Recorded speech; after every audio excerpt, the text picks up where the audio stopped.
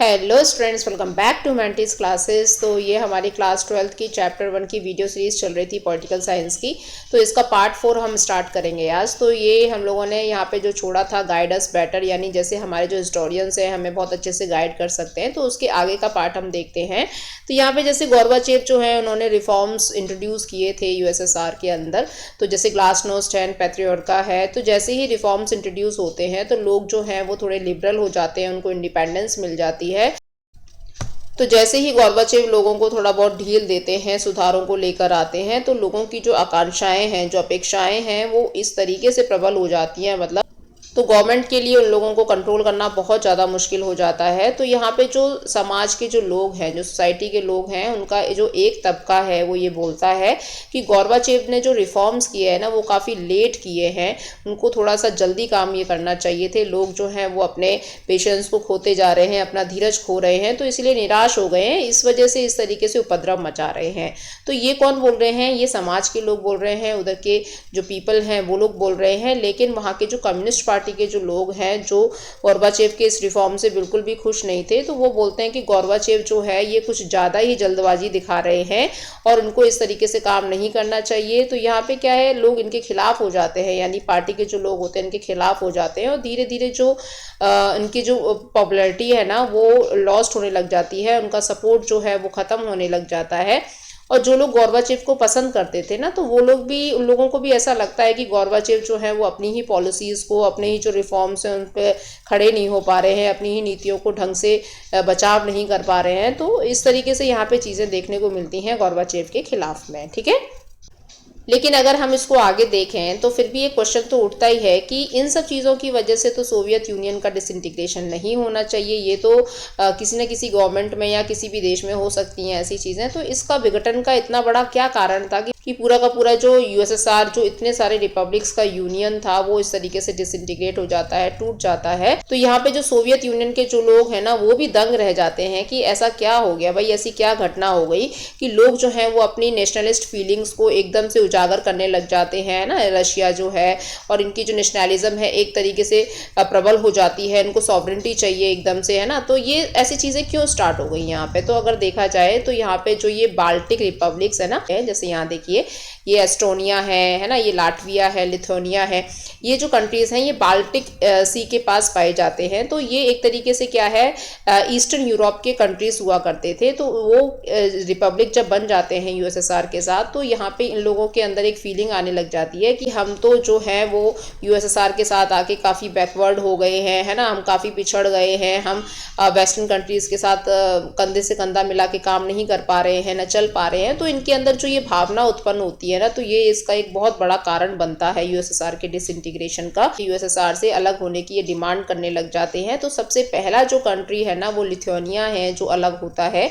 तो यहाँ पे हम आगे देखेंगे इसके बारे में। तो यहाँ पे एक विचार ऐसे भी देखने को मिलता है कि जो राष्ट्रीयता की भावना थी इनके अंदर, जो नेशनलिस्ट फीलिंग्स थी, ये कहीं ना कहीं उनके मन में दबी हुई थी, है ना। तो आज नहीं तो कल ऐसी चीज़ें होनी ही थी, चाहे रिफॉर्म्स हों चाहे ना हो, उससे कोई फर्क नहीं पड़ता। लेकिन लोगों के अंदर एक भावना थी कि हाँ, हमें क्या चाहिए, हमें सॉवरेंटी चाहिए। इतना बड़ा जो यूनियन ये बन चुका था, तो इसमें इतने 15 कंट्रीज़ का जो ये रिपब्लिक था, तो इनमें क्या है, अलग अलग जो चीज़ें हैं वो शुरू हो जाती हैं। कम्युनिस्ट और कैपिटलिज्म को लेके जो भावना होती है कि हाँ भाई वेस्टर्न कंट्रीज बहुत ज़्यादा हमसे आगे हैं, तो ये चीज़ें इनके कहीं ना कहीं आ रही थी दिमाग में। तो इसी वजह से लास्ट में हमें ये चीज़ देखने को मिलती है कि कैसे लोगों का जो गुस्सा फूट पड़ता है इस चीज़ों को लेके। तो चलो ये तो बात हो गई हिस्ट्री की, हाँ भाई लोगों के अंदर ये चीज़ें पहले से थी।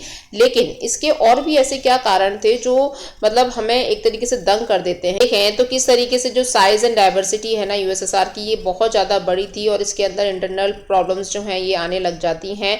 और गोर्बाचेव के जो रिफॉर्म्स होते हैं तो वो तो चलो अच्छा कर रहे थे, वो सोच रहे थे कि भाई हमारे लोग जो हैं वो संतुष्ट नहीं हैं, तो अगर कुछ सुधार लेकर आएंगे तो हमारा देश जो है, हमारा जो रिपब्लिक है इतना बड़ा, वो बच जाएगा। लेकिन जो गोर्बाचेव के सुधार हैं राष्ट्रवादियों के असंतोष को मतलब और ज़्यादा बढ़ावा दे देते हैं ना। लोग जो हैं उनसे सेटिस्फाई नहीं हो पाते हैं उनकी पॉलिसीज़ से। तो इस तरीके से गवर्नमेंट के लिए बहुत मुश्किल हो जाता है लोगों को कंट्रोल करना। लेकिन अगर हम आगे देखें तो विडंबना इसकी ये भी थी कि कोल्ड वॉर के टाइम पर ऐसा लगता था कि जो नेशनलिस्ट फीलिंग्स वाले जो कंट्रीज़ हैं ना वो सेंट्रल एशिया के अंदर है। तो सेंट्रल एशिया के अंदर कौन से कंट्रीज़ आते हैं कि जैसे अगर हम देखें तो जैसे ये कंट्रीज़ है ना, ये कजाकिस्तान है, तुर्कमेनिस्तान है, अजरबैजान है ना, किर्गिस्तान है। ये जो कंट्रीज़ हैं ये थोड़े से पिछड़े हुए हैं और इनके यहाँ पे धर्म भी अलग है, इनका कल्चर भी अलग है। तो लोगों को ऐसा लगता था कि कोल्ड वॉर के टाइम पे मतलब ये लोग ही डिमांड कर सकते हैं अलग होने की। लेकिन असली में होता क्या है, कौन लोग डिमांड करने लग जाते हैं, जो आपके ईस्ट यूरोपियन कंट्रीज थे ना, एस्टोनिया, लाटविया, लिथुआनिया, ये कंट्रीज जो है डिमांड करने लग जाते हैं, क्योंकि इनको ऐसा लगने लगता है कि हम जो है वो पिछड़ गए हैं, इकोनॉमिक बैकवर्ड हो गए हैं इन कंट्रीज के साथ मिलके। और यहाँ पे जो ईस्ट यूरोपियन कंट्रीज हैं ये अपने आप को कुछ अलग थलग सा महसूस करने लग जाते हैं। इनको लगता है कि जो पिछड़े इलाके हैं उनके साथ रह के हमें भी बहुत भारी कीमत जो है वो चुकानी पड़ रही है। ठीक है, उसके बाद आगे बढ़ते हैं। यहाँ पे एक टाइमलाइन देख लेते हैं।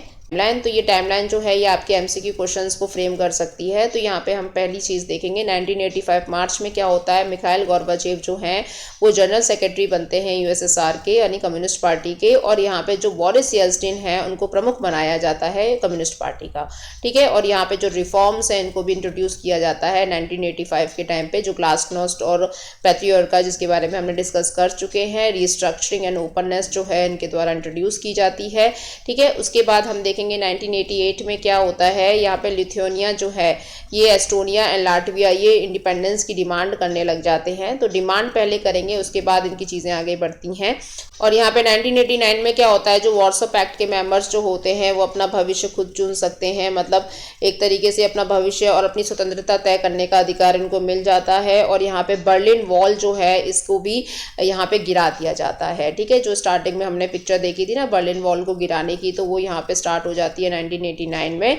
और 1990 फरवरी में जो कम्युनिस्ट पार्टी है वो अपने 72 ईयर्स कंप्लीट कर लेती है और गोर्बाचेव जो है ये मल्टी पार्टी पॉलिटिक्स लेकर आते हैं। और 1990 मार्च में लिथुआनिया जो है ये पहला कंट्री बनता है और ये जो अपनी इंडिपेंडेंस है इसको घोषित कर देता है। और यहाँ पे 1990 में क्या होता है, जो रशिया है वो अपनी पार्लियामेंट अलग कर लेती है यूएसएसआर से। उसके बाद 1991 में क्या होता है, येल्टसिन जो है वो कम्युनिस्ट पार्टी से इस्तीफा दे देते हैं। ठीक है, क्योंकि ये क्या है फिर रशिया के प्रेसिडेंट बन जाते हैं। 1991 अगस्त में क्या होता है, जो कम्युनिस्ट पार्टी है वो तख्ता पलट कर देती है गोर्बाचेव के खिलाफ। उसके बाद क्या है 1991 सेप्टेम्बर में क्या होता है, जो बाल्टिक रिपब्लिक जिसके बारे में अभी हमने देखा था, जैसे एस्टोनिया है, लाटविया है, ये ईस्टर्न यूरोपियन कंट्रीज हुआ करते थे एक समय पे, तो ये यूएन के मेंबर बन जाते हैं और बाद में ये नाटो को ज्वाइन कर लेते हैं 2004 में, यानी नॉर्थ अटलांटिक ट्रीटी ऑर्गेनाइजेशन, जिसके हेड कौन है, अमेरिका है जिसका हेड। ठीक है, तो इसके अंडर में आज की डेट में 31 कंट्रीज आते हैं। तो ये बहुत बड़ा एक मिलिट्री अलायंस है। तो 2004 में ये कंट्रीज जो हैं इसको मर्ज कर लेते हैं। उसके और 1991 में क्या होता है कि जैसे रशिया, बेलारूस और यूक्रेन ने डिसाइड किया था 1922 में कि हम यूएसएसआर बनाएंगे, लेकिन बाद में जो है ये आर्मेनिया, अजरबैजान है ना, और मोल्डोवा, कजाकिस्तान, ये सारे के सारे जो कंट्रीज़ हैं इनको अपने अंडर में मिला लेता है। और उसके बाद क्या है, जो रशिया है उसको यूएसएसआर की सीट मिल जाती है। उसके बाद दिसंबर में क्या होता है, गोर्बाचेव जो है ये रिज़ाइन कर देते हैं यूएसएसआर से और यूएसएसआर का डिसइंटीग्रेशन हो जाता है। उसके बाद जो है यूएसएसआर जो है पूरी तरीके से ख़त्म हो जाता है और बाकी के जितने भी कंट्रीज़ उसके अंदर होते हैं वो अलग अलग कंट्रीज़ बन जाते हैं। तो आज की डेट में जैसे चल रहा है हम उसको देख सकते हैं। और यहाँ पे हमने देख ही लिया है कि जो यूरोपियन कंट्रीज़ हैं वो डिमांड करते हैं अलग होने की, है ना, यूएसएसआर से अलग होने की डिमांड जो है स्टार्ट हो जाती है। लिथुआनिया पहला कंट्री होता है, उसको मिल भी जाता है। ठीक है, उसके बाद क्या है, यहाँ पे जैसे सेंट्रल एशिया जिसके बारे में लग रहा था कि भाई ये लोग पहले अलग होंगे इनसे, क्योंकि इनके धर्म वगैरह और उनके जो कल्चर है बिल्कुल डिफरेंट है। लेकिन क्या होता है, वो तो रहना चाहते थे उन लोगों के साथ, क्योंकि वो थोड़े पिछड़े हुए थे, तो इसीलिए वो चाहते थे कि भाई हमारे सिर पे रशिया का और यूएसएसआर का हाथ बना रहे, तो हमारा भी उद्धार होता रहेगा। लेकिन असली में जो डिमांड करते हैं वो ईस्ट यूरोपियन कंट्रीज होते हैं, जो अपने आप को बहुत बैकवर्ड समझने लग जाते हैं, है ना, सेंट्रल एशियन कंट्रीज के साथ रहते हुए। तो इसीलिए उनको पसंद नहीं आता और वो अपने आप को सॉवरेन घोषित कर लेते हैं। तो यहाँ पे ये चीज़ होती है। उसके बाद हम यहाँ पे देखेंगे मिखाइल गोर्बाचेव के बारे में। तो मिखाइल गोर्बाचेव जो हैं इनका टाइम पीरियड होता है 1985 से लेके 1991 तक। तो इन्होंने जो रिफॉर्म्स ये लेकर आए थे, है ना, ग्लासनोस्ट एंड पेट्रियोरका। इसके बारे में हमने काफ़ी बार डिस्कस कर लिया है, बहुत इंपॉर्टेंट है आपके एमसीक्यू पर्पस के लिए। तो यहाँ पे जो ये चीज़ें हैं, अमेरिका के साथ इनके जो हथियार हैं उनसे उनके साथ जो होड़ लगी रहती है ना कि अमेरिका के पास ज़्यादा वेपन्स हैं, ज़्यादा न्यूक्लियर हैं, तो हमारे पास भी होने चाहिए, तो इस होड़ को ये रोकते हैं। और यहाँ पे जो अफगानिस्तान और ईस्टर्न यूरोपियन कंट्रीज़ के साथ जो प्रॉब्लम चल रही थी, तो वहाँ से वो अपनी मिलिट्री को वापस बुला लेते हैं। यूनिफिकेशन और जर्मनी में भी इनका रोल रहता है, कोल्ड वॉर का जो एंड है उसमें भी इनका रोल रहता है। और डिसइंटीग्रेशन के समय पे इनको बहुत ब्लेम किया जाता है कि यही मुख्य पर्सन रहे हैं जिसकी वजह से डिसइंटीग्रेशन हुआ है, क्योंकि ना तो ये रिफॉर्म्स लेकर आते, ना लोगों के अंदर जो डिज़ायर्स हैं वो पैदा होती और ना डिसइंटीग्रेशन होता। ठीक है, तो आज की वीडियो में इतना ही, मिलते हैं नेक्स्ट वीडियो में पार्ट 5 के साथ। तब तक के लिए धन्यवाद।